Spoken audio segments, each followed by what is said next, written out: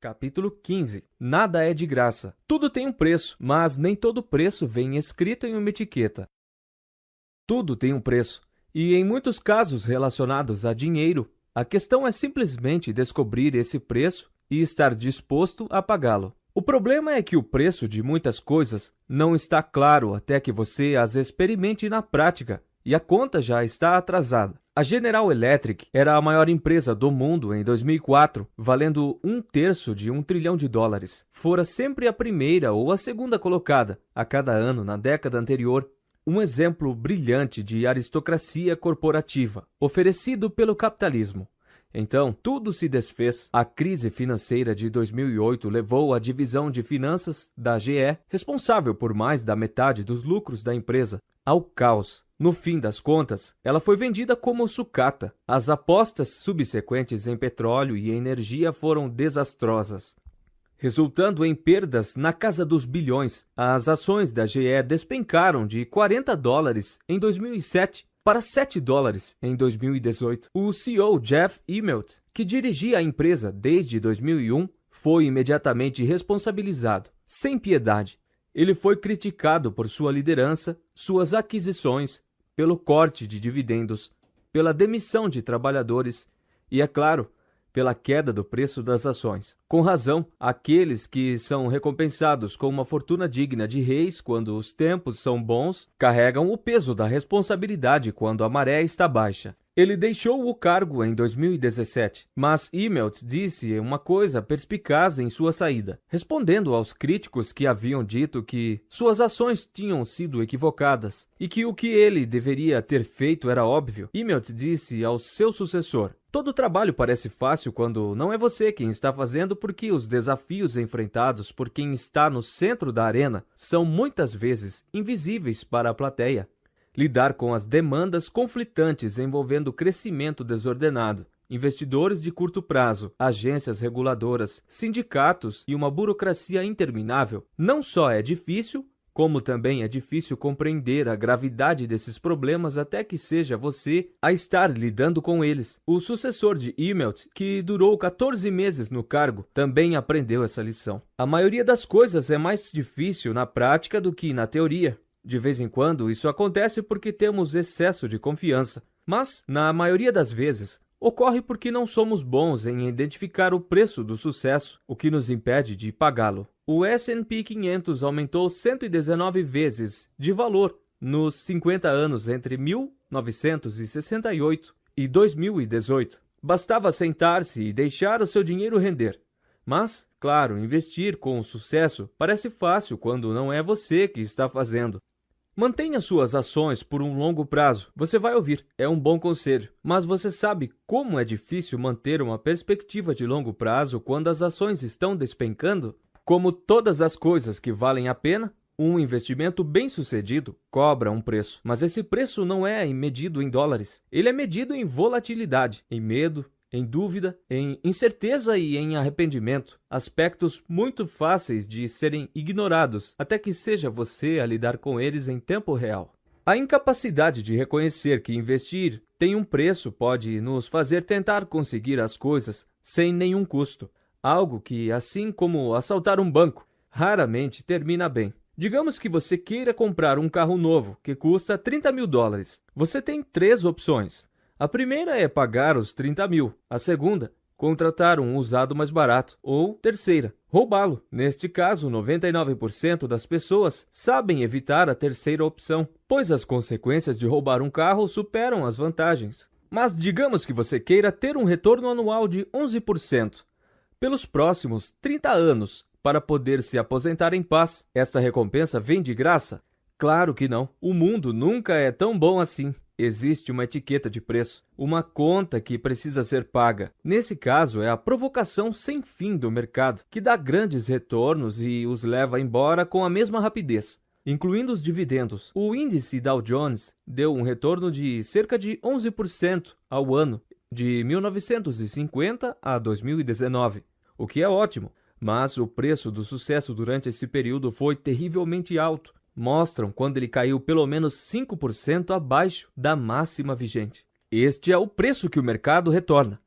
Essa é a taxa, o valor do ingresso, e ele dói. Como a maior parte dos produtos, quanto maior o retorno, maior o preço. As ações da Netflix valorizaram mais de 35.000% de 2002 a 2018, mas foram negociadas abaixo da máxima anterior em 94% dos dias. A Monster Beverage, fabricante de bebida energética Monster, deu um retorno de 319.000% de 1995 a 2018. Entre os maiores da história, mas foi negociada abaixo da sua máxima anterior em 95% do tempo durante esse período. Agora, eis aqui a parte importante. Assim como o carro, você tem algumas opções. Você pode pagar esse preço, aceitando a volatilidade e a turbulência, ou pode encontrar um ativo com menos incerteza e um retorno menor, o equivalente ao carro de segunda mão, ou pode tentar o equivalente ao roubo do século, obter o retorno, mas evitar a volatilidade atrelada a ele. Muitas pessoas, ao investir, escolhem a terceira opção, assim como um ladrão de carros. Apesar de serem bem intencionadas e seguidoras da lei, essas pessoas elaboram truques e estratégias para obter retornos sem pagar o preço. Elas operam day trade, tentam vender antes da próxima recessão e comprar antes do próximo boom.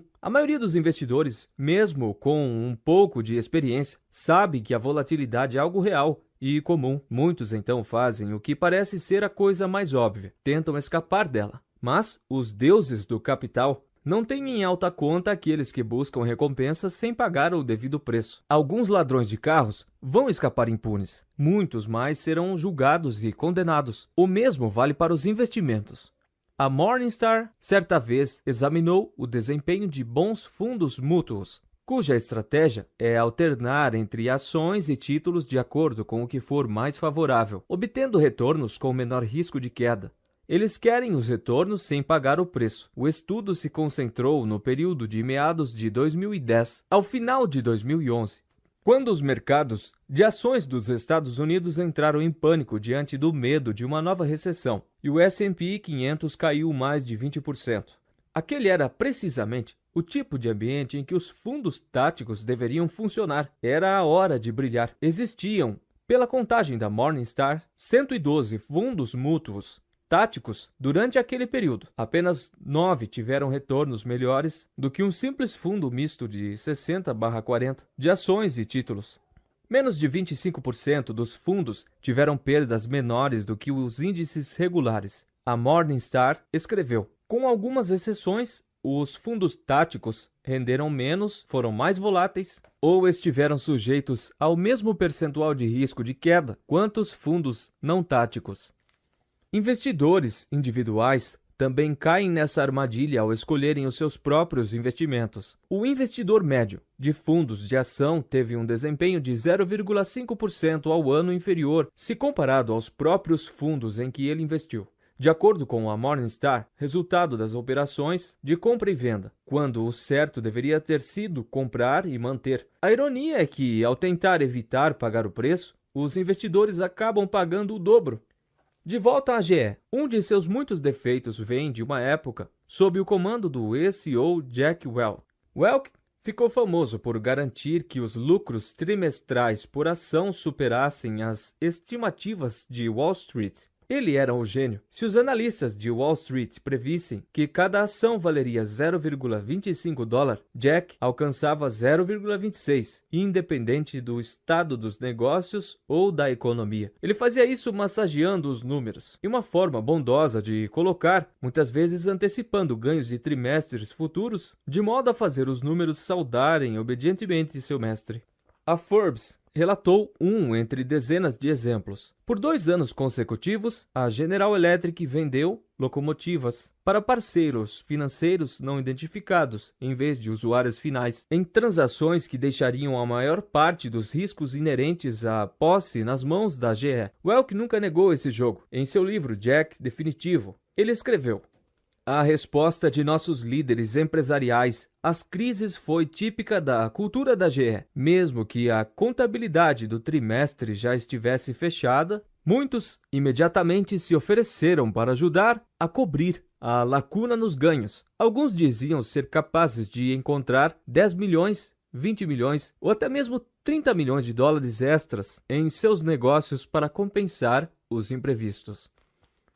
O resultado foi que, sob a liderança de Welch, os acionistas não tiveram que pagar o preço. Eles obtiveram consistência e previsibilidade, uma ação que subia ano após ano, sem as surpresas da incerteza. Mas um dia, como era esperado, a conta chegou. Os acionistas da GE atravessaram uma década inteira de perdas gigantescas, que antes haviam sido evitadas por manobras contábeis. Os ganhos decimais da gestão de Welch se transformaram em perdas volumosas. O exemplo mais curioso desse tipo de conduta vem dos gigantes hipotecários falidos Freddie Mac e Fannie Mae, que no início dos anos 2000 foram pegos reportando lucros bilhões de dólares abaixo dos valores reais, na intenção de distribuir esses ganhos em períodos futuros para dar aos investidores uma ilusão de tranquilidade e previsibilidade, a ilusão de não ter que pagar o preço. A questão é, por que tantas pessoas dispostas a pagar o preço de carros, de casas, de comida e de férias se esforçam tanto para evitar pagar o preço do retorno dos bons investimentos? A resposta é simples. O preço do sucesso do investimento não é óbvio logo de cara. Não é como uma etiqueta de preço que você pode ver.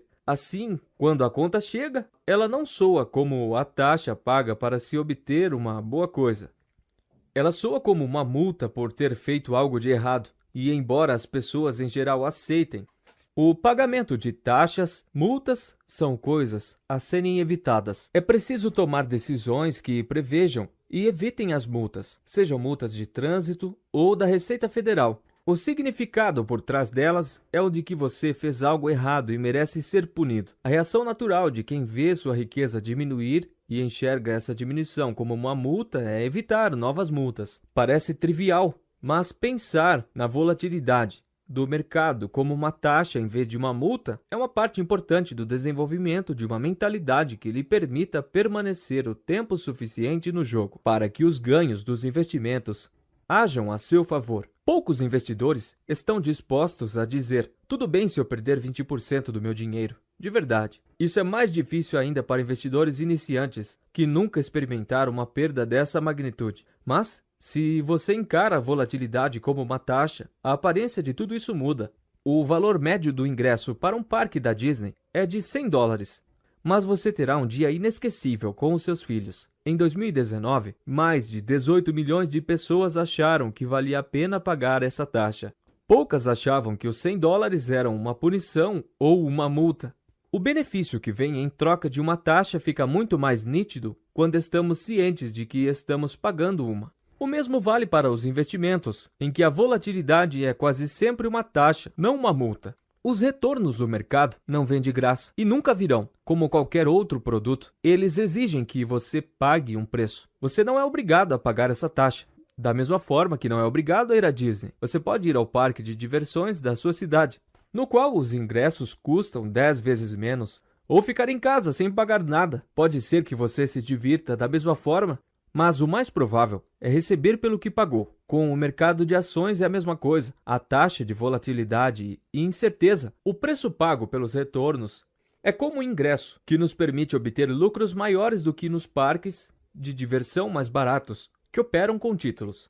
O segredo é estar convicto de que a taxa do mercado vale a pena. Essa é a única forma de lidar bem com a volatilidade e a incerteza. Não apenas tolerar o pagamento da taxa, mas perceber que vale a pena pagá-la. Não há nenhuma garantia de que valerá. Às vezes, chove na Disney. No entanto, se você enxerga o ingresso como uma multa, jamais vai apreciar a magia. Descubra qual é o preço e pague-o.